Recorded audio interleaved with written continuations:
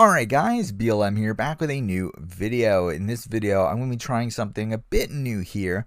And essentially, we're going to be taking the cast of Survivor Winners at War, and we're going to see if we can divide that cast into heroes versus villains. Now, why am I doing this video? Really, the way that this came up is that while Winners at War was airing, that there was a post on Reddit where someone was talking about this. And I thought that was actually a really interesting idea. And here we are, finally decided to do it.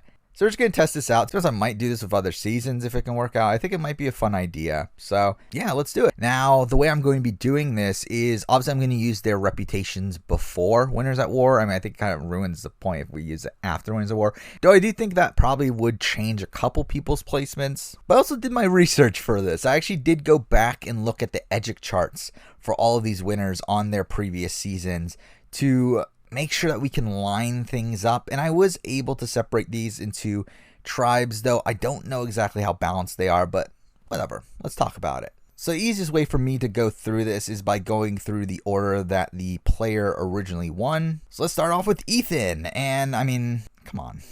Ethan's obviously a hero. I mean, I think there's no denying that, right? I mean, like, who's actually going to think Ethan is a villain? Even going back to his edit from Survivor Africa, he was given a very positive edit there. Was kind of the first, like, good guy to win Survivor.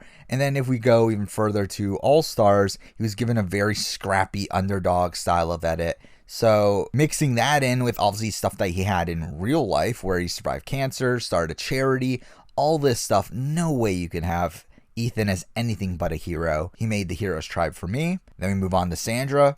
I mean, Sandra was a villain in Heroes versus Villains. And even then, like, I don't even think her Pearl Islands edit really supports that. It's really weird because in Pearl Island, she was given a very positive edit, despite the content being shown with that positivity being somewhat negative. Like, she would dump all the fish and then blame Krista about it. But to us, the viewer, it was shown in a positive light. She was given a mostly positive edit that first time around, yet she was still put on the Villains tribe. She was then given a decently positive edit on Heroes vs. Villains as well, giving a lot of the negative content for Russell. But then in Game Changers, I do think she was given not necessarily a negative edit, but she was definitely seen as a more aggressive figure, and through that I do think it comes off a bit negatively there. But for me, I still land her as a villain. Obviously she was a villain in the original Heroes vs. Villains. I don't see a reason to change that now. And full disclosure, I feel like it was actually tougher to come up with villains for this group of Winners at War than it was for heroes, and I feel like it's tough to really land Sandra as a hero either. So land her as a villain, though, I do think there's definitely some positive attributes to her character. Now for Amber, and Amber was one of these people who I just don't feel like fits anywhere. Like, I don't think she's a hero, but I don't think she's a villain. Like, she's neither. She's obviously the wife of a very blatant villain, but for me that was another reason to put her as a hero. One, to separate her from Boston Rob, but also she did get a positive edit in All Stars. I mean, she got some negativity here and there, but her overall edit was mostly positive. In her original season, she was just kind of a non-factor. So there's not much negativity to really go off of from her. And to keep her separate from Boston Rob, I just felt like putting her on the Heroes tribe was probably the best decision for that. Next up, we got Danny. And again, Danny's another one that there's literally nothing negative you can say about her edit on Guatemala. She was shown in a positive light most of the times she was shown, but then she was almost a non-factor for a lot of that season. But again, just almost no negativity the entire way through. I don't feel like there's a justification for calling her a villain.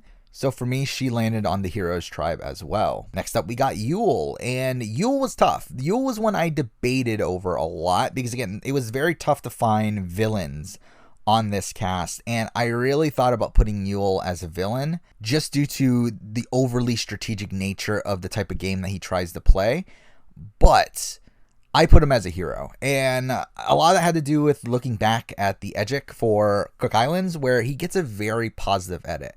I believe there's only like one, maybe two episodes that he gets negativity, and one of those is the penultimate episode of the season, which always tries to throw some doubt in there about the winner. So with Ewell, I just felt like I don't feel comfortable putting him as a villain, especially because like a lot of his story on his original season is wanting to show himself as a role model for Asian Americans and how he wants to represent Asian Americans on reality TV. And I feel like that's the type of narrative that, I mean, it's like, how am I going to really put him as a villain? Especially when like he has very few actual negative things going on in his edit the first time around. So I felt like he had to land as a hero. Now for Parvati, and Parvati's in another situation kind of like Sandra, where she was a villain on Heroes vs. Villains, so I kind of feel like she has to be a villain here. And it's kind of weird because actually looking back at the edit, in Cook Island she was toneless, if not even slightly positive. I mean, she didn't really have too big of an edit on that season, but wasn't really shown in a negative light. On Micronesia, you would actually expect her to be shown in a negative light, considering she was on the Villains tribe on Heroes vs. Villains,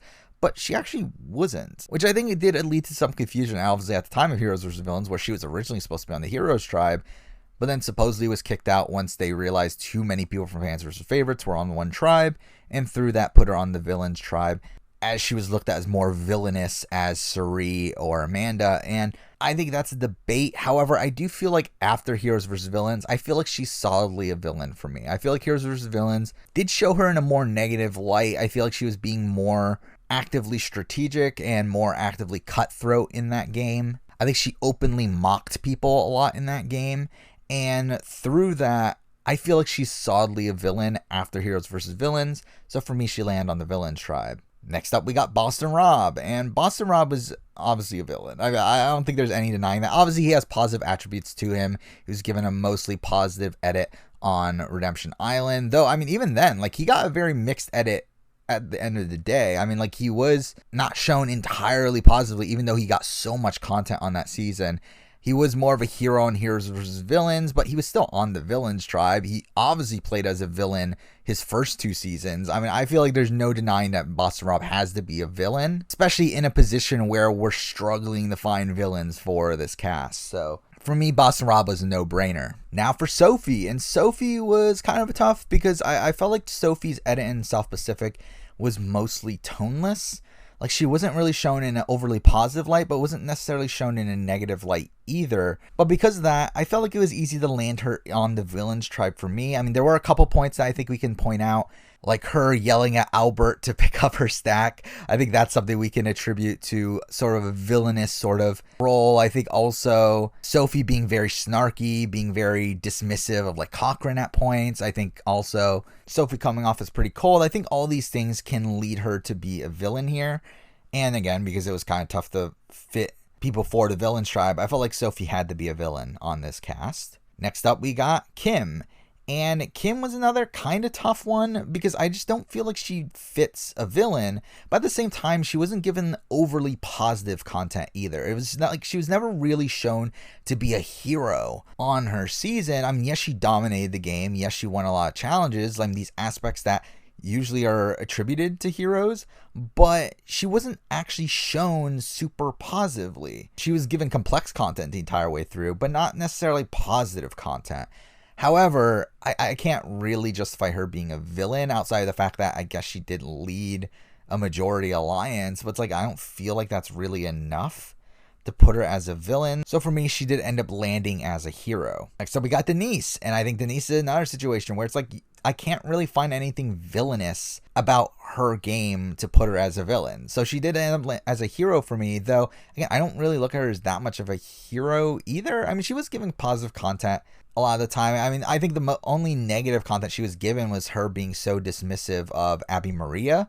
But at the same time, Abby Maria was very openly shown as a villain, which I think in turn makes Denise look kind of good for being the antithesis to that. So for me, I felt like that was enough to kind of land Denise as a hero. So we got Tyson. Tyson's another one that was on the original Heroes vs. Villains as a villain.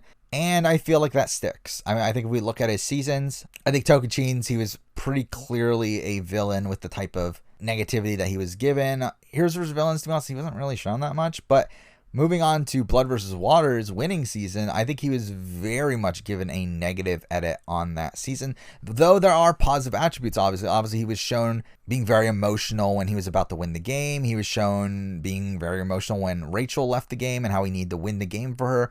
And like all these things are positive things. But if we look at the edit as a whole, he was shown negatively throughout most of it. And a lot of that had to do with him controlling the game. But he was still given a mostly negative edit the entire way through. For me, he has to land here as a villain. Next up, we got Tony, and Tony is very clearly a villain. On his original season, got a bevy of negative content pretty much the entire way through, especially towards that end game. Got so much negative content with his relationship with like Cass, and he betrayed people left and right, flipped on his alliances at almost every opportunity. I mean, I feel like there's no way you can have Tony as anything but a villain here. So yeah, that was pretty easy. Next up, we got Natalie Anderson, and this one was a bit tough because I feel like there isn't much positive or negative about her edit on her original season. So for me, it really came down to how she played the game, and mixing that in with the fact that we're struggling for villains, to be honest, I did land Natalie as a villain. I feel like a lot of that has to do with her cutthroat way of playing the game. I feel like the way that she plays the game after Jeremy leaves was very deceivious, very maniacal, very tactical. And I feel like those are attributes that are obviously given towards villains. The fact that she blindsides Jean-Mich, someone who is willing to take her to the end, and then after that she blindsides Baylor with an idol that she found with Baylor. I feel like those are villainous-esque moves. So because of that, for me, Natalie landed as a villain. Now we got Jeremy, and I feel like Jeremy has to be a hero. I think just instinctively, just looking at Jeremy, I think he looks like a hero. He's a firefighter. Won his season with this clout as being like the family man on a season that had a jury filled with people with families. And I feel like because that alone puts him as a hero. But I think also looking at the type of game that he plays, he doesn't play super villainous. He doesn't play a very flip-floppy game. He usually finds a group of people that he's loyal to and sticks with them. I mean, yes, he does use them as meat shields at points and always tries to benefit his game, but I feel like none of that comes off in a very villainous way. He was never really given that much negativity in either of his previous seasons. So for me, I feel like Jeremy has to be a hero. Now for Michelle, and Michelle is another one of these situations where just due to her not being shown in a villainous way, I feel like I have to put her as a hero. I don't really look at her as a hero, but there's no real negativity to put her as a villain. She was an underdog on her original season. She had to win out. She got a very positive edit that season. I mean, edit that was very clearly showing her as the winner of that season. So, I mean, for me, while Michelle isn't necessarily a hero in my eyes, I mean, I think she kind of has to land on a hero's tribe here. Now for Adam, and this one was tough because the thing about Adam is his edit throughout that season of Millennials vs. Gen X was mostly positive, but he had a stretch of blatant negativity. That early merge of that game was so negative, but outside of that, he has his storyline with his mom and the cancer and all that stuff, and obviously that's shown very positively, and I think you kind of have to look at it positively, but at the same time, I need another villain. And really, again, it became between Adam and Ewell. I went with Adam as the villain just because I feel like the type of game that Adam plays is more of a villainous sort of game, a more dynamic game than Ewell plays. Like, Ewell plays very honestly when he picks a group. Like, when he picks a group, he sticks with that group. While Adam, I don't feel like that's necessarily the case. I feel like he always does things that benefit his game. Yes, he did end up sticking with that David Wright alliance for a good chunk of the game, but he always did it because it benefited him and was willing to flip on them when it was the right time. So I felt like that was enough to put Adam as a villain, though, again, Adam was kind of a hazy one there. Next up, we got Sarah, and I mean, Sarah has to be a villain. Not necessarily for the edit that she received, because I think the edit really tried to show her in as positive of a light as it possibly could have on Game Changers, but I think like learning the type of game that she did play on that season, I think you got to put her as a villain. Also, just, I mean, straight up looking at what they showed too. Again, it's another one where, like, even though they didn't show her in a negative light, you can definitely tell that she was looked at as a negative light while out there. That once the people were voted out by her, they were very bitter against her. And she was someone that built alliances just to break them and blindside them. And I feel like these are things that are obviously attributed with a villain. So because of that, for me, Sarah lands here on the villain's tribe. Next up, we got Ben. And Ben has to be a hero, right? I don't necessarily look at Ben as a hero, but I feel like production looks at Ben as a hero, and both by the way that he was edited, but also in the fact that he was obviously in the military, and I feel like that's obviously heroic in its nature. He was given some negativity on that season, especially towards the merge. I'm kind of similarly to Adam towards that merge game, but I do feel like he plays in a more heroic way than Adam does. Again, I feel like Adam plays a more dynamic game. I feel like Ben was mostly loyal to the people that he was loyal to. I mean, it's really his alliance flipped on him, and that caused him to have to idle his way all the way to the end of the game. So for me, Ben does land as a hero. Next up, we got Wendell. And Wendell, I think after the season, I think you could debate him being a villain. But I think before Winners at War, I think Wendell has to be a hero. I don't think there's any real negativity in his edit. And mixing that in with the fact that he's just shown to be a nice guy on his season, there really just wasn't anything to really go by to put him on the villains tribe based on his original season. So, I mean, for me, he had to be a hero. And finally, we got Nick. And, I mean, based on the spots left, I mean, Nick is a villain. But I actually had to think about this for a while, too. Because, I mean, I initially thought of Nick as a hero. I mean, when we look at his season, he is someone that did win out. I think that's something that's usually attributed to heroes. He's someone that had, like, his relationship with, like, Davey and Christian and Mike White. I mean, all these relationships that were shown in a positive light. However, in retrospect, looking at the Edgic chart, he was actually given a good chunk of negativity throughout the season, especially in that end game portion of the game. I mean, from the point where he gets blindsided at the Carl vote, he's pretty much given negativity from that point forward. And then also mixing that in with a lot of the negativity that he got from the beginning of the season, and also the fact that he's another one of these players that's a very dynamic player, kind of similar to an Adam. I felt like for me that was enough to land him on the villains tribe. Though again, do I think of him as a straight up villain? Not really, but for the sake of this video, I think he probably lands there. So there we go. That is my division of the Winners at War cast into heroes versus villains. On the heroes, we have Ethan, Amber, Danny, Ewell, Kim, Denise, Jeremy, Michelle, Ben, and Wendell. On the villains, we have Sandra, Parvati, Rob, Sophie, Tyson, Tony, Natalie, Adam, Sarah, Nick. And let's just talk about the practicability of this actually being the tribes that they could have done.